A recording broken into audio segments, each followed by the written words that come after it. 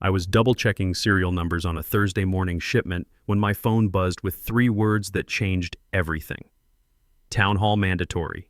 No agenda, no context, just a calendar bomb dropped straight from HR at 1 o'clock p.m. sharp. And when HR throws a surprise party, you're never the one getting cake. Name's Jack Morrison, 48 years old. I've been keeping America's weapons out of the wrong hands for the past 29 years, 18 in the Air Force, 11 as a civilian contractor. That morning at Patriot Systems Corp in Colorado Springs, I'd already signed off on a batch of encrypted targeting modules headed to a NATO ally. Standard procedure for someone with my clearance level. Log the serials, verify the ITR codes, file the Federal Export Manifest. Boring to most folks, life or death to Uncle Sam. I wasn't the flashy guy in the corner office or the one schmoozing clients at Denver steakhouses. But if you asked who kept this whole operation legally bulletproof, that was me. I was the invisible guardian, the compliance firewall, the guy who made sure our night vision scopes didn't end up painted with the wrong flag in some third world desert. My military service started right out of high school. Signed up at 18, spent 18 years in Air Force logistics and compliance, mostly dealing with sensitive equipment transfers between bases and allied forces. Learned early that paperwork saves lives. One wrong signature, one missing form, and good guys die while bad guys get weapons they shouldn't have. That lesson stuck with me when I transitioned to civilian work at 36, bringing those same standards to the private sector. Still had bills though. Kids' tuition at Colorado State, alimony to my ex-wife, and once a month I taught electronics repair to veterans dealing with PTSD. Totally legal, totally above board, fully disclosed to legal 6 months ago. I wasn't moonlighting for Lockheed Martin. I was helping guys who served their country learn to fix broken things instead of breaking themselves. The irony? My whole job was keeping other people out of federal prison, and that's exactly what they risked the moment they fired me. That morning, I was sipping coffee that could strip paint, checking my inbox full of federal acronyms, DDTC, ITR, EAR. The shipment roster was clean, all documents uploaded to the portal, another batch scheduled for later that day. I felt that quiet confidence that comes from knowing you're not gunning for a promotion, not playing office politics, just doing the job right. One job, keep us legal. And I'd done it better than anyone in that building understood for 11 straight years. The veteran teaching program had become important to me over the past 2 years. Started when I met Tommy Rodriguez at a VA support group. Kid lost his legs in Afghanistan, came home angry and broken. His wife was ready to leave, his kids were scared of him, and he was drinking himself toward an early grave. I taught him how to rebuild old radios, gave his hands something to do while his mind processed the war.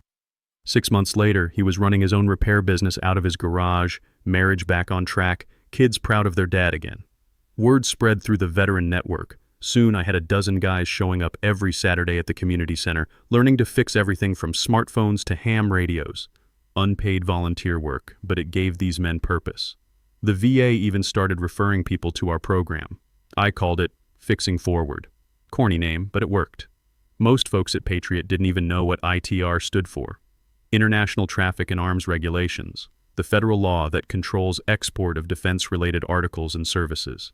They just knew Uncle Jack had to bless their outgoing hardware like a chaplain with security clearance. My desk sat between procurement and records management, an accidental metaphor for what I actually did. Connect past paperwork to future shipments without triggering a federal investigation. The new HR director, Bradley Richardson, had started 3 months ago. MBA from Wharton, liked buzzwords, hated military culture. I'd pegged him from day one as someone who measured success in PowerPoints and synergy meetings, not results. He once told me compliance should be about dynamic storytelling. I told him compliance should be about not getting the company raided by federal agents. He laughed like I was making a joke. Richardson represented everything wrong with corporate America's attitude toward veterans. He saw military experience as outdated thinking, rigid mindset, resistance to innovation. During my first meeting with him, he suggested I modernize my approach to stakeholder engagement. I suggested he learn what ITAR violations could do to shareholder value. We didn't get along. He wasn't used to people like me. Guys who weren't climbing the ladder, just trying to keep the whole structure from collapsing. He thought authority came from titles and Slack visibility. Had no clue it lived in obscure federal forms with names like DSP-5 and 123.16, locked in classified folders with timestamps that could make or break a defense contractor. The compliance work itself was technical but straightforward if you understood the system. Every piece of military equipment has classification levels. Every destination country has approval requirements. Every shipment needs documentation trails that federal auditors can follow years later. Miss one step, file one form wrong, ship to one restricted location, and you're looking at million-dollar fines and potential criminal charges. That's why companies like Patriot hired guys like me. We understood the stakes, knew the regulations, had the security clearances to handle classified information. It wasn't glamorous work, but it was essential, like being the quiet guy who checks the bridge supports while everyone else admires the architecture. That week had been routine until Thursday. Tuesday, I'd signed off on thermal imaging, scopes for the Marines. Wednesday was a minor licensing glitch with a Canadian subcontractor, paperwork issue, not a real problem. Thursday morning, shipments clear, paperwork filed. I was actually ahead of schedule when that town hall notice landed like a digital hand grenade in my inbox. 1:00 p.m. Sharp. We're all logged into Zoom like school kids waiting for the principal. Cameras on, mics muted. Richardson appears with the CTO and some lawyer who looked like he'd already aged 10 years that morning. "Good afternoon," he starts with that fake enthusiasm that always sounds like a commercial. Before we discuss Q3 metrics, I want to talk about values: loyalty, alignment, integrity. Every buzzword that usually precedes an execution.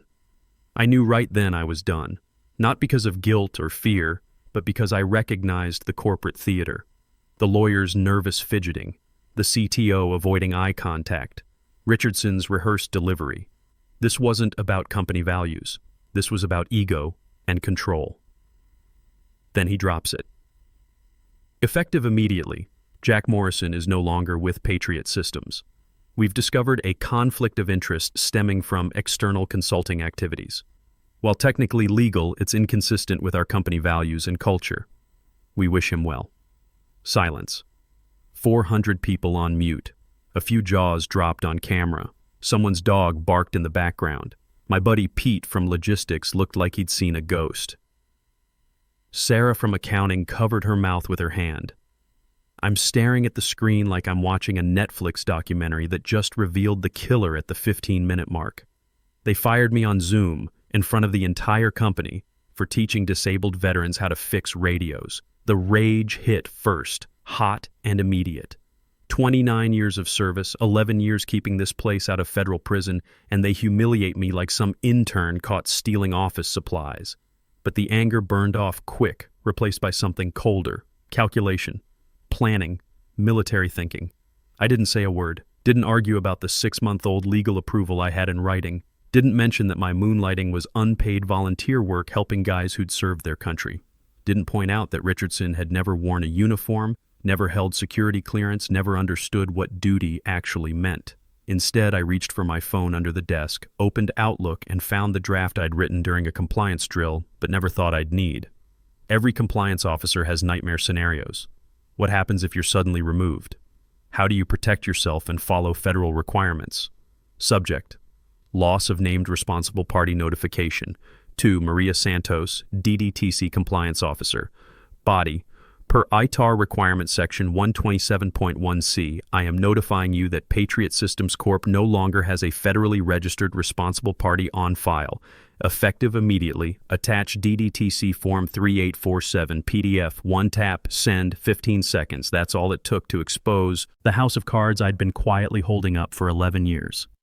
Maria Santos was former Air Force logistics, worked her way up through the federal compliance system. We'd partnered on dozens of audits, shared war stories about corporate executives who thought federal law was optional. She wouldn't panic. Military training runs deep. But I knew what was happening in her head the moment she got that email. Same training I had, same oath we'd both taken, same understanding of what federal export violations looked like, what happened to defense contractors who lost their compliance framework, what it meant to have no named responsible party on file. It meant every shipment processed after 1:07 p.m. was now illegal under federal law. Every screw, every chip, every encrypted component moving across a border without my authorization was a $1.4 million mistake per violation. And it meant Richardson had just nuked the company's entire export license because he didn't like my weekend hobby. I left the Zoom call without ceremony. No goodbyes, no speeches, no dramatic finger-pointing. Just clicked leave meeting and closed the laptop. When you've just pulled the emergency brake on a defense contractor's federal authorization, you don't stick around for small talk. The walk to my truck felt surreal. 11 years of routine, same parking spot, same path through the lobby, same nod to security. Now it was over because some MBA decided military veterans were bad for corporate culture. The irony was beautiful. Richardson thought he was cleaning house. What he'd actually done was remove the only thing keeping the house from burning down. My phone was already buzzing. Text from Pete. "Dude, what just happened?" Another from Sarah. "This is insane, we're all shocked." Third one from Danny in shipping. "They can't do this to you," but they could, and they had. At-will employment means you can be fired for any reason or no reason as long as it's not specifically illegal. Terminating someone for volunteer work wasn't illegal. Stupid, but not illegal. The parking lot was busy with the lunch crowd, sun reflecting off windshields, people heading to grab sandwiches, normal Thursday afternoon in corporate America. But nothing was normal anymore. I sat in my truck, hands on the wheel, engine off, staring through the windshield. Not angry now, not hurt, focused, strategic, like planning a mission. Back in my Air Force days, we had a saying, proper planning prevents poor performance. The 5 Ps. Richardson had just demonstrated the opposite. Zero planning, catastrophic performance. He'd fired the one person who understood the regulatory framework that kept Patriot legally operational. Replacing a named responsible party isn't like hiring a new project manager or updating a password. It's a federally overseen process involving background investigations, security clearance reviews, and multiple agency approvals. Takes weeks, sometimes months. Until then, you're frozen, which meant every shipment they'd pushed out that morning was about to become radioactive. My phone buzzed. Maria, responding to my notification. She didn't need to write much, just received. Initiating emergency protocols, military speak for, holy hell, they're about to get hammered. Under federal law, when the only named responsible party is removed, voluntarily or otherwise, a company must immediately notify the Directorate of Defense Trade Controls. During that notification period, until a replacement is vetted, cleared, and approved, that company has zero legal authority to export anything more dangerous than a paperclip. Maria was probably already on the phone with Patriot's legal department, and legal was about to have the worst day in company history.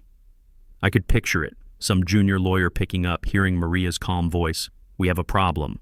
Jack Morrison just declared himself removed as named responsible party." "Wait, what?" "But we don't have a replacement yet." "Exactly, and he was terminated at 1:07 p.m. Everything shipped after that timestamp is non-compliant under ITAR." Silence. Then, "How many shipments?" "Checking the logs now. Looks like at least 6 went out this afternoon."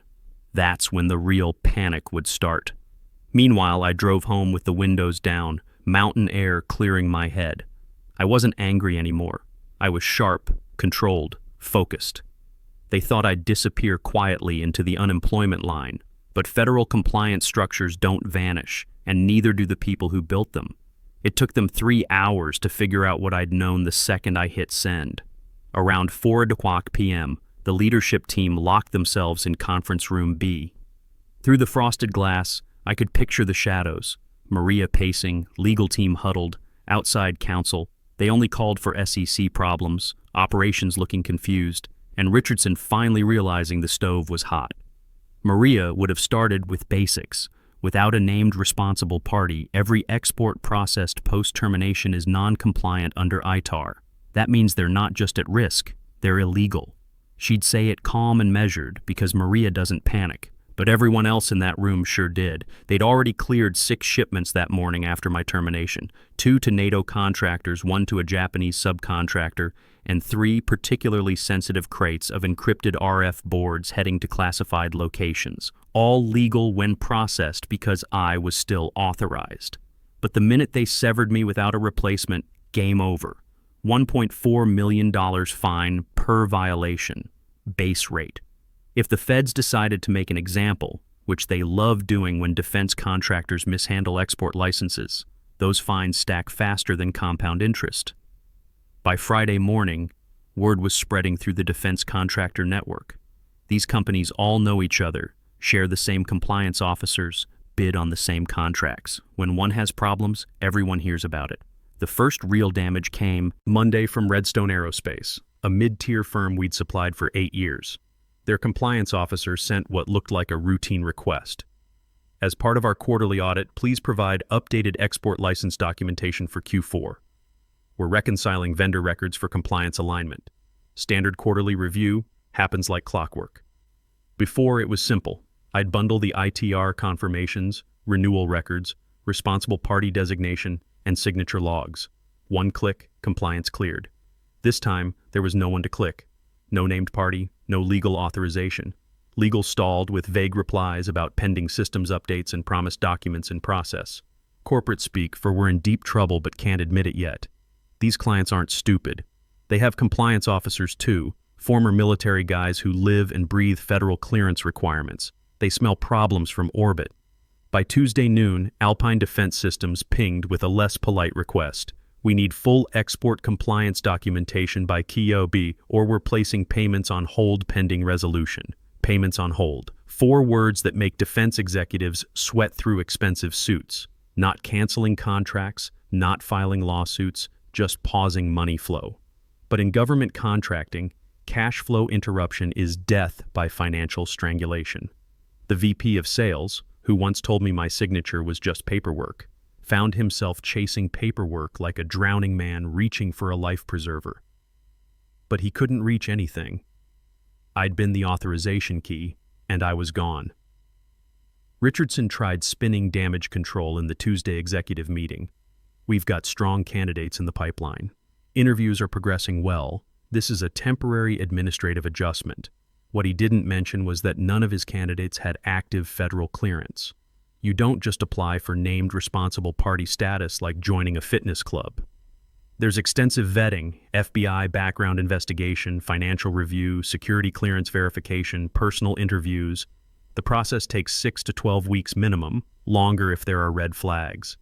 And there are always red flags.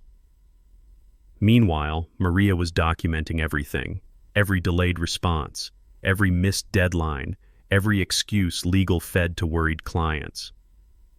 I knew her well enough to picture the spreadsheet she was building, timestamps, violation codes, penalty calculations. When the federal audit came, and it would come, she'd have a perfect paper trail.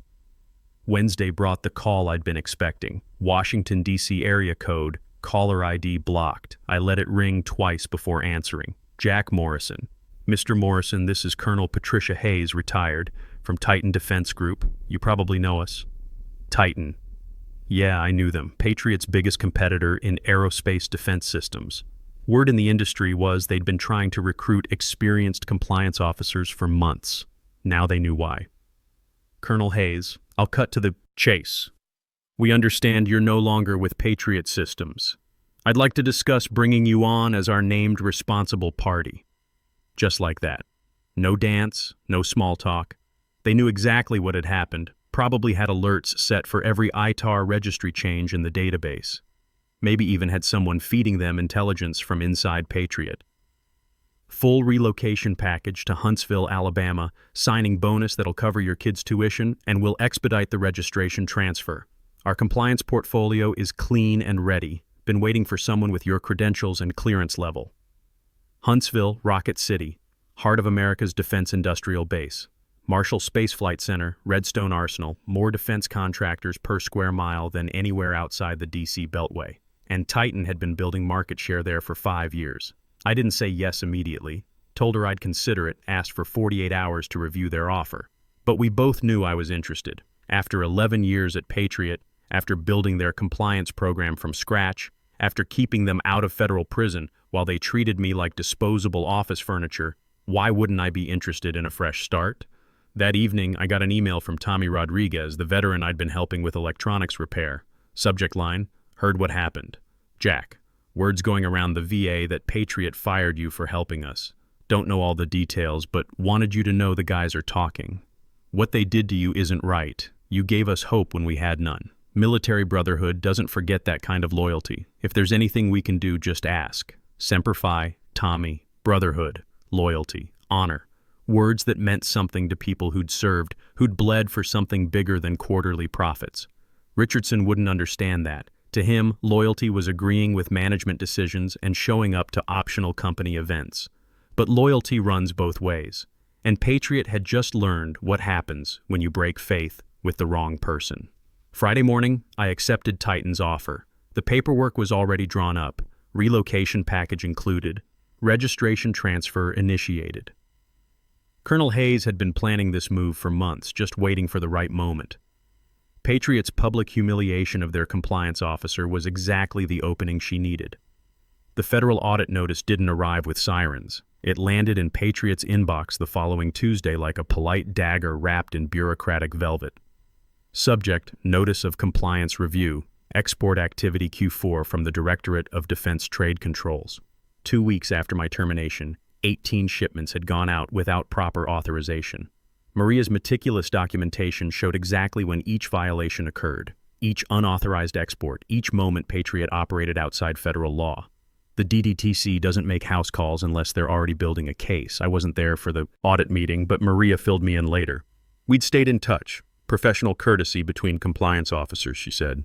Really, she wanted someone who'd appreciate the beautiful disaster unfolding at Patriot. The federal rep didn't raise his voice during the meeting. His badge spoke louder than any PowerPoint, toned clinical, like a surgeon about to operate without anesthesia. Let's be clear, he said, sliding a single sheet across the conference table. Every unit exported following removal of your named responsible party violates 22 CFR Section 127.1. You had no legal authority. You did it anyway. 18 shipments. Total estimated liability, $25.2 million pending further review. Dead silence. The kind that makes grown executives stop breathing. Someone from legal tried arguing, but those shipments were processed according to established protocols. The rep didn't blink. Protocols established by Morrison, who was no longer authorized to establish anything after 1:07 p.m. on the date in question. Next question? Then came the moment I'd been waiting for. Who approved Morrison's termination? Every head turned like choreographed ballet, all eyes on Richardson at the far end of the table. He looked smaller than usual, less polished. The conference room lighting washed him out like a ghost in an expensive suit. His mouth opened, maybe to blame someone else, maybe to pretend it had been a collective decision. But legal cut him off before he could speak. We'll handle this internally, the general counsel said quickly. Translation: stop talking before we both drown. That was it. No fireworks, no shouting. Just one question and the slow, irreversible collapse of corporate arrogance. The contract started walking within days. Alpine Defense Systems pulled their $180 million deal first, citing compliance uncertainties. Redstone Aerospace followed 48 hours later. When defense contractors start jumping ship, word spreads fast through the industry. Nobody wants to be associated with a company under federal investigation. 3 weeks after the audit, Richardson was gone, pursuing new opportunities according to the company announcement. Corporate speak for, "We threw him under the bus to appease the feds." His LinkedIn profile now listed him as an independent consultant specializing in organizational transformation. Good luck with that. By month's end, I was sitting in Titan's Huntsville offices, badge clipped to my shirt, federal credentials active, watching our latest shipment get final clearance. Thermal optics for Allied forces overseas. All paperwork clean, all signatures valid, all federal requirements met. The irony was perfect. Patriot's biggest contract, a $275 million aerospace defense deal they'd been courting for 18 months, got transferred to Titan the day my registration went active. The client didn't even ask questions. With Patriot under federal investigation and bleeding credibility, they just moved the business to a company with stable compliance, infrastructure. My first week at Titan, I implemented new protocols based on lessons learned at Patriot. Backup signatories, succession planning, cross-training. No single point of failure. Colonel Hayes gave me free rein to build the compliance program right. Military precision, she called it, something those corporate types never understood. 6 months later, I got word through the veteran network about Tommy Rodriguez. He'd expanded his repair business, hired 2 other disabled vets, and was getting referrals from the VA faster than he could handle them. The program we'd started was still running at the community center, now with 3 volunteer instructors. Military brotherhood taking care of its own.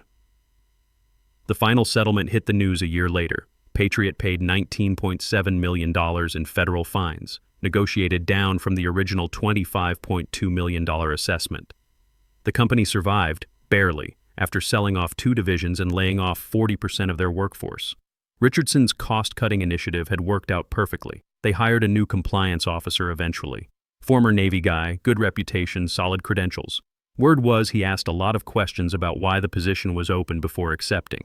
Smart man. I never took revenge, didn't need to, just stopped holding up what they'd built and let gravity do the rest. Federal law doesn't care about corporate politics or HR initiatives. It cares about following procedures, respecting the process, understanding that some signatures carry real weight. They thought they could fire the foundation and keep the building standing. Learned the hard way that when you remove the wrong person, the whole structure comes down. 3 years later, I'm still at Titan. Got promoted to Director of Compliance, overseeing a team of 6 officers across multiple programs. My son graduated Colorado State debt-free thanks to the signing bonus. The ex-wife stopped complaining about alimony when she realized I was making twice what Patriot ever paid me. Richardson? Last I heard, he was working for a consulting firm in Phoenix, helping companies optimize human capital allocation. Corporate speak for teaching other people how not to make his mistake. The veteran repair program is still running strong. Tommy Rodriguez now teaches other vets how to start their own businesses. The circle keeps growing. Guys helping guys. Brothers taking care of brothers. That's what loyalty actually looks like. Sometimes the best revenge isn't revenge at all. Sometimes it's just stepping aside and letting people face the natural consequences of their choices. Sometimes justice serves itself. Big thanks for staying with this story. If it hit home, hit that subscribe button. Keeps the coffee brewing and the truth coming. Your corporate overlords won't know what hit them.